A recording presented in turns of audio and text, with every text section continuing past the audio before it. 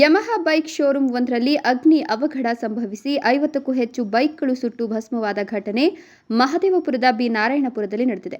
ಬುಧವಾರ ರಾತ್ರಿ 8 ಗಂಟೆ ಸುಮಾರಿಗೆ ಈ ಅವಘಡ ಸಂಭವಿಸಿದೆ.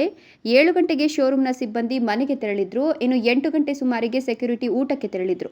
ಈ ವೇಳೆ ಅಗ್ನಿ ಅವಘಡ ಸಂಭವಿಸಿದೆ. ಅವಘಡದಿಂದ ಶೋರೂಮ್ನಲ್ಲಿದ್ದ ಸುಮಾರು 50ಕ್ಕೂ ಹೆಚ್ಚು ಬೈಕ್ ಸುಟ್ಟು ಭಸ್ಮವಾಗಿದೆ. ಅಲ್ಲದೆ ಶೋರೂಮ್ ಹಿಂಬದಿಯಲ್ಲಿದ್ದ ಸರ್ವಿಸ್ ಸೆಂಟರ್ಗೂ ಸಹ ಬೆಂಕಿ ತಗುಲಿದೆ. ತಕ್ಷಣ ಅಗ್ನಿಶಾಮಕ ಸಿಬ್ಬಂದಿ ಸ್ಥಳೀಯರು ಮಾಹಿತಿ ನೀಡಿದ್ದಾರೆ. ಬಳಿಕ ಅಗ್ನಿಶಾಮಕ ಸಿಬ್ಬಂದಿ ಹಾಗೂ ಸ್ಥಳೀಯರ ಸಹಾಯದಿಂದ ಬೆಂಕಿ ನಂದಿಸುವ ಕೆಲಸ ಮಾಡಿದ್ದಾರೆ.